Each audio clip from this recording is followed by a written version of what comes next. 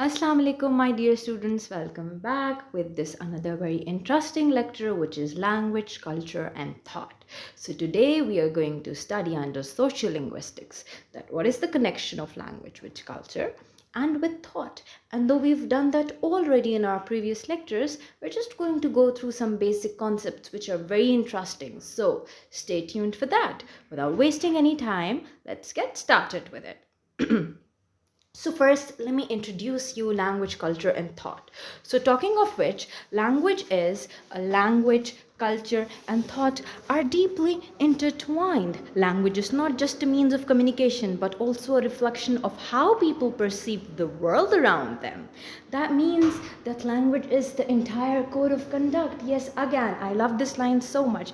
And though, keeping in mind cultural background influences the way we think, that's again the same thing. It's always on our culture. It's always the area we live in or the area or our belonging that always influences how we think, and in turn our thinking patterns are shaped into language elements or the way we use language. But again, so now we have a little crisscross going on between either the language influences our thought or either our thought influences our language. So by keeping that question in our mind, let's continue with this culture. Anyways, in this lecture, it's going to be very interesting. We're going to explore linguistic and cultural relativity, the Sapir-Whorf hypothesis, kinship systems, taboo, and euphemisms.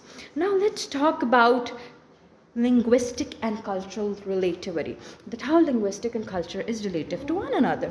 Now if I'm talking about linguistic and cultural relativity, it is the idea that language influences thought and culture and vice versa. Again, the same concept that language influences how we think and our culture, whereas our culture and how we think also in turn influences our language as well. Now different languages have unique structures that can affect how speakers of those languages perceive the world. So the stronger version of which is, now see here we're talking about the Sapir-Whorf hypothesis, but first understand this concept and then we'll go and jump to Sapir-Whorf hypothesis.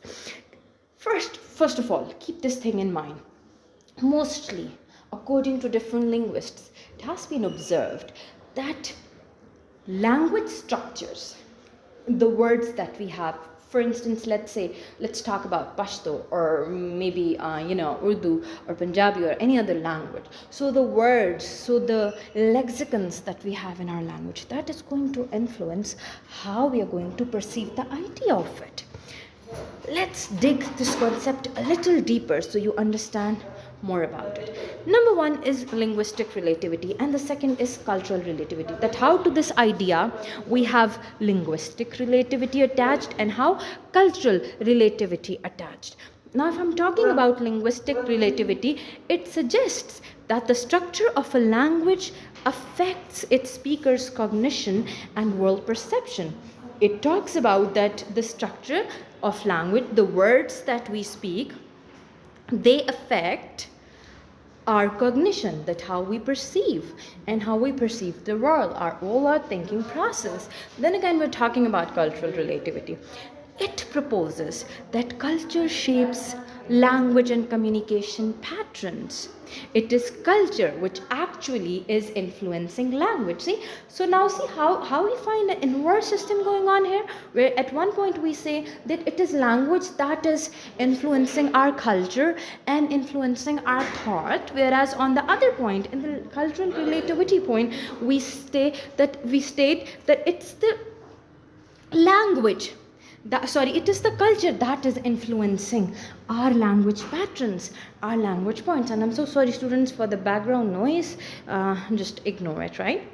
Anyways, coming back to that again, now reading this cultural relativity, it proposes that culture shapes language and communication patterns, and different societies develop unique terminologies and expressions based on their unique cultural priorities. And so you see how beautiful this concept is. When we go to different cultures and to different societies, they got their own names, they got their own lexicons for their own rituals and customs and traditions, and all these things are covered under this very Heading. Now, for example, let's talk about some cultures have multiple words for a single concept. For example, Inuit language have many words for snow, while others may have no direct equivalent for certain ideas. Let me put it this way. For example, if I'm talking about Urdu, and if I say, if मैं अगर किसी से मुखातिब हूँ, तो I'd be like आप. If it's a senior person, I'd be like तुम. If someone जिसके साथ मैं थोड़ी सी इनफॉर्मल हूँ, और maybe who is a little junior to me और a youngster, right, and then maybe some my छड़ी बड़ी फ्रेंड, माई बेस्ट फ्रेंड, और यू नो कोई बहुत क्लोज, कोई बहुत अपना, आईड बी लाइक तू. So do you say for this one simple concept we have three different variations. Same goes in Pashto as well, like taso, ta, and things like that. But then if I compare it to English, you see, for aap it's you, for tum it's you, and again for tu it's you. We have only one single word. So that is how you see culture is influencing language. So again, the American culture, if I put it that way, it does not have any inequality. I wouldn't say it's inequality, but they kind of believe in equality, and they don't kind of follow the hierarchical system like masharan, kasharan, and things like that. Though as compared to that, we do follow those things in our Pashtun culture, and that is why we have a variety of words for it. So do you see how culture is influencing language structures that we use on day-to-day basis? And this very concept is known as the Sapir-Whorf hypothesis, which I'm further going to elaborate. It was proposed by Edward Sapir and Benjamin Lee Whorf. Benjamin Lee Whorf, by the way, was a student to Edward Sapir. This concept explores the relationship between language and thought, and it is divided into two key concepts. We have two versions. Now see, if I'm talking about Sapir-Whorf hypothesis, I must clear this thing out, that it's a relationship between language and the way we think. And again, we have two versions to this explanation, this hypothesis. One is the strongest version, the other is the weak version. Now if I'm talking about stronger version, that is linguistic determination. Before that, let me tell you what is Sapir-Whorf hypothesis. According to this hypothesis, our linguistic choices, our words, our language, our lexicons influence the way we think, our cognition, our thinking process. कि हम जो लफ्ज़ों का हमारी ज़बान में जो लफ्ज़ होते हैं, जिनका हम इस्तेमाल करते हैं, हमारी लैंग्वेजेस होती हैं, उससे ही हम उसकी मदद से हम सोचते हैं, क्योंकि ये हाइपोथेसिस कहते हैं कि if we don't have any words in the language, how the freaking hell would we think about the concepts? then हमारे जहन में सोच ही नहीं आएगी जब हमारे पास words नहीं होंगे. And again, अब मैं इसके strong और weak version को समझाऊंगी और आपको समझ आ जाएगी बाद में example के साथ. So the strongest version is linguistic determination. Now linguistic determinism talks about language determines thought entirely. ये स्ट्रॉन्गेस्ट वर्जन कहता है कि it is the language that is entirely going to influence the thought, कि 100% language influences the way you think, the way you perceive the world, the way you perceive the concepts, your cognition. So it is entirely dependent on the language that you use, right? Speakers of different languages perceive reality in fundamentally different ways. For example, let's say maybe in one language, let me put it this way. Maybe in one language we have a variety of color graphs. For example, I have blue, I have red, I have yellow, and then in the blue I have different shades, and in my language we have different names for those different shades. And then in comparison we have another language which is limited linguistically, or if I could put it lexicon wise, that's more limited. So we don't have different shades of blue there we only have a concept of blue, black, white, green, I mean the basic colors. Now see, because my language is having a variety of blue shades, so if I see the sky, I could notice and identify different hues of the sky on the basis of the color. So I'll be thinking, oh, that is this kind of blue right now, or that kind of blue right now, whatever the color is. But in comparison, the other language speaker who did not get a lot of variety words for the colors, so what would he do? He would just right away see to the sky, look at the sky, and would not be able to understand different hues, rather would just rightly state the sky is blue. So do you see again, it is always language that influence how we think, how we perceive the world, what is our cognition. And this is the But now again, Safarov hypothesis said that linguistic determinism is the strongest version of it, which means that language entirely influences your thought, where we have a weak version of it as well, which is linguistic relativity. Now, linguistic relativity talks about language influences but does not determine thought. This weak version states that yes, language do influence how we perceive the world around us, what are we thinking, but it just influences, it does not determines it entirely, right?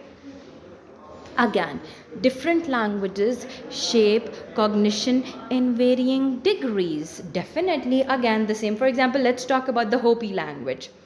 It's, I guess, some kind of African language, but I forgot. Anyways, coming back to it, you can Google it at your own risk. So the Hopi language does not distinguish between past, present, and future in the same way. In the same way, English does, leading Worf to argue that Hopi speakers perceive time differently. Definitely, because see again, Hopi language is a language which has no limitations or no clear boundaries for present, past, and future. So if I'm talking about that, imagine how would they perceive time. For example, मैं आपको कल आपका paper होगा, tomorrow is going to be a paper, or maybe like आज का paper कैसा हुआ, और रात को खाने में क्या खाया था, या अभी मैं आपका लेक्चर रिकॉर्ड कर रही हूँ. So I am having this past present future, but again if I would have been a Hopi speaker, मैं पास्ट प्रेजेंट फ्यूचर को I would have unable to differentiate between that. So do you see how our linguistic elements, our lexical elements do influence the way we think. So, and you know, we have two components for that. Again, one is the strongest version, the other is the weak one. Now let's talk about kinship system. This is very interesting, by the way. Kinship system refers to the classification of family relationships within different cultures. This is a system where we can where we can differentiate in family hierarchies. I mean, this is a system which talks about family hierarchies in relation to the culture they are in. I'll be giving an example and then you'll understand it clearly. So the way a language categorizes kinship terms reflects social structures and cultural values. That is why definitely again we are talking about the very same concept. See, on the bigger level, आप वो Safarov hypothesis और ये सारा language, culture और thought की आपस की connection को you will see that कि ये हर जगह हमारे पास आएगा कि आप एक फैमिली में, इन योर फैमिली स्ट्रक्चराइजेशन, आपकी फैमिली का स्ट्रक्चर आपकी सोसाइटी और आपके कल्चर के मुताबिक होता है. And that is what this kinship system is about. For example, let's talk about different kinship structures. आपको भी समझ आ जाएगा. Let's talk about Eskimo system which is mostly followed by English and French people, और वहाँ पर ये system ज़्यादा चलता भी है. It distinguishes between immediate and extended family members. For example, mother versus aunt. यहाँ ये ऐसा सिस्टम है जिसमें आपको अपना इमीडिएट फैमिली मेम्बर और आपका थोड़ा एक्सटेंडेड फैमिली, यानी चाचा, मामा, ताया, खाला, पुप्पी, ये इसकी भी पता चलती है. इसके लिए भी अलग अलग वर्ड्स हैं, क्योंकि ये सोसाइटी इन अलग अलग रिलेशनशिप्स को आइडेंटिफाई करती है, इनका कल्चर आइडेंटिफाई करता है, और इसी वजह से इनकी लैंग्वेज में भी उसके लिए अलग अलग वर्ड्स हैं. लेकिन अगर मैं आपको हवाईयन सिस्टम की बताऊं, it uses the same terms for parents and aunts, uncles, siblings and cousins. इनकी डिस्टिंक्शन मौजूद नहीं है बहुत ज़्यादा. इनके पेरेंट्स के लिए, इनके आंट्स के लिए, इनके अंकल्स के लिए, इनके सिबलिंग्स के लिए, इनके कजन्स के लिए एक ही वर्ड, एक ही टर्म्स चलती हैं. एक ही, इनका कहने से मुराद ये कि they have no distinction between the immediate family and the extended family. एक ही टर्म्स का इस्तेमाल करते हैं. ठीक है. फिर दूसरा आता है Sudanese system. The Sudanese system has a separate term for every specific relative. अब आप यहाँ से अंदाज़ा लगाएं कि Sudanese system is such a diverse system because, और इसके पास लैंग्वेज की कितनी ज़्यादा कैटेगराइजेशन होगी, कितने ज़्यादा लेक्सिकॉन्स होंगे. उसका रीज़न भी कि इनके हर रिश्ते के लिए अलग अलग नाम है. मतलब अगर अम्मी की साइड की खाला है तो उसका अलग है, अबू की साइड की खाला है तो उसका अलग है, अम्मी की साइड का कज़न है तो उसका अलग है, अबू की साइड का कज़न है तो उसका अलग है. आपको बिल्कुल हमारी देसी फैमिलीज़ की तरह का सिस्टम. नाउ अगेन, कल्चर का इन्फ्लुएंस क्या होता है? इन सम cultures Kinship terms reflect hierarchical respect, जैसे कि मैंने आपको I just already said it in the very start of the lecture. I mean इस kinship system के बिल्कुल start में मैंने बताया. And such as the use of different words for elder versus younger siblings in some Asian languages. For example मैंने आपको अभी उर्दू की example दे दी, फिर मैंने आपको पश्तो की example दे दी. तो ये सारा कुछ था हमारे पास किनशिप सिस्टम के बारे में. Then again we are talking about taboo, a very very interesting topic.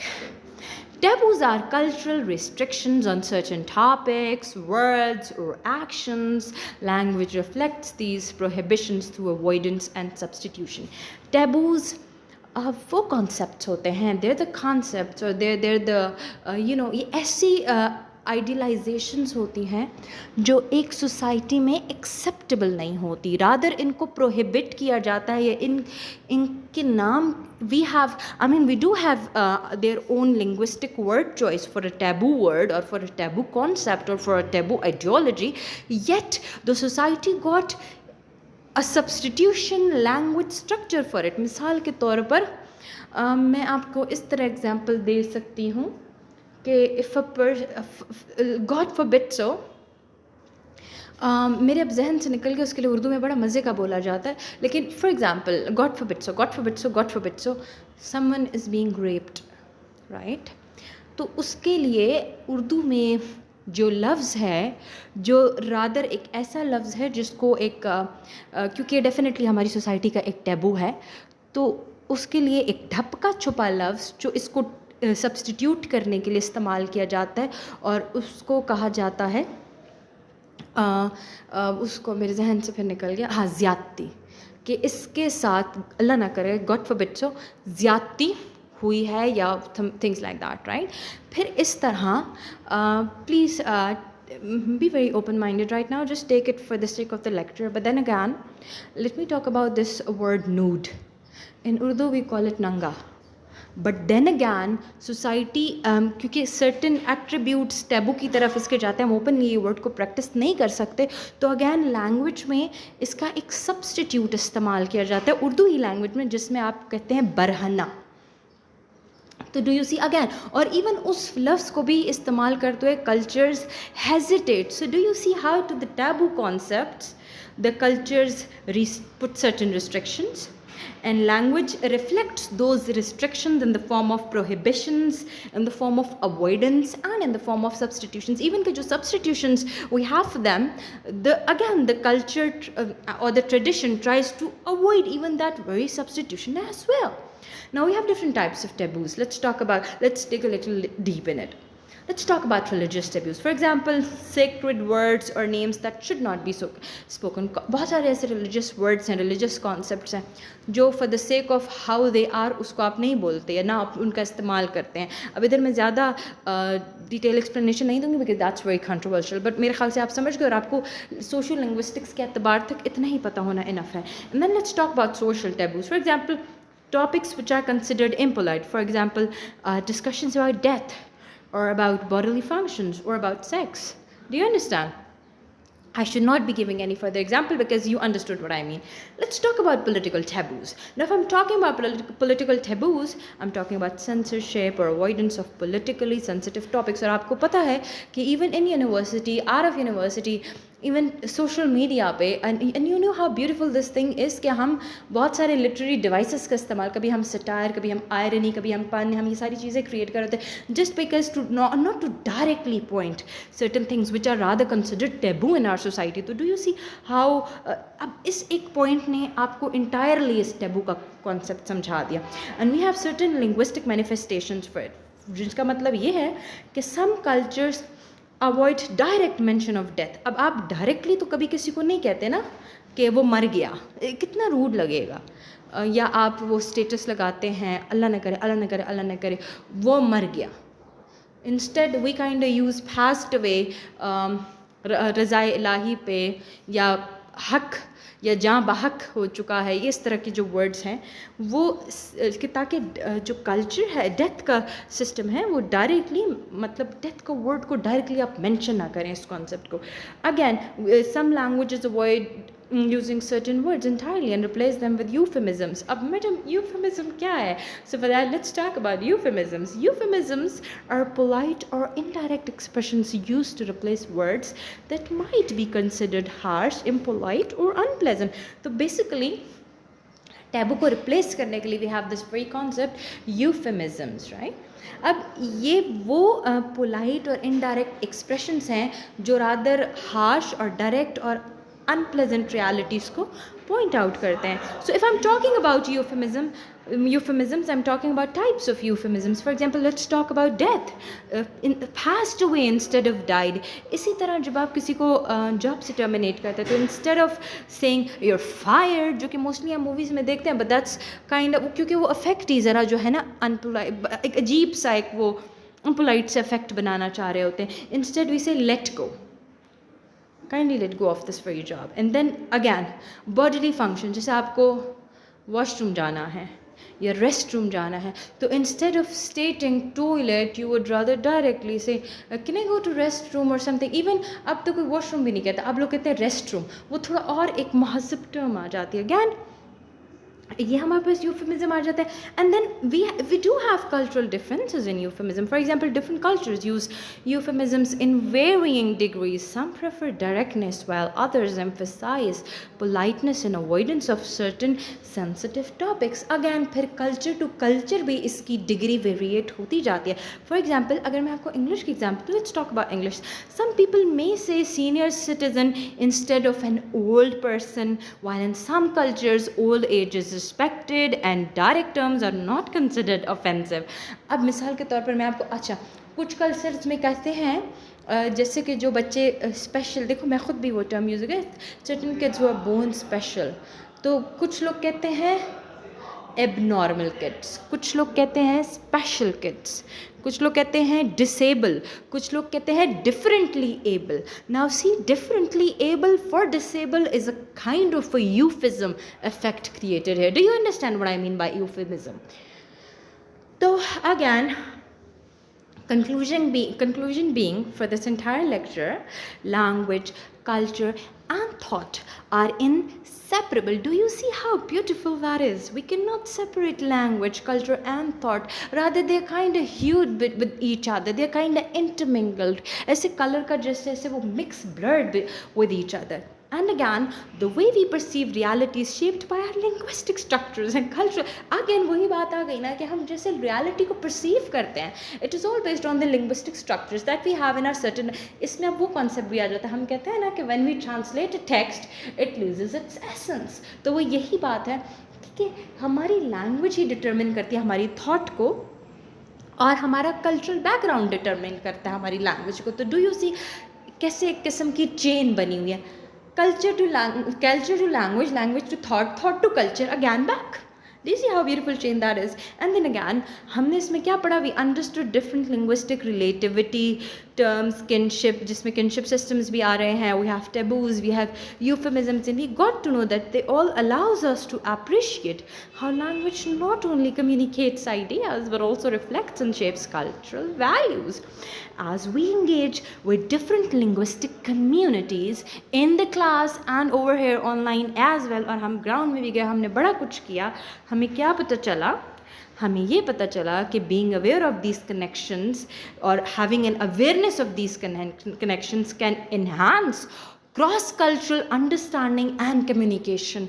तो with that, my dear बच्चों, हम आज का लेक्चर और सोशल लिंग्विस्टिक्स की क्लास को वाइंड अप करते हैं इस नोट पे कि we can not separate language, culture and our very cognition, our very thinking process, our thought, they are inseparable. With that, have a very, very great day and life ahead. Allah Hafiz.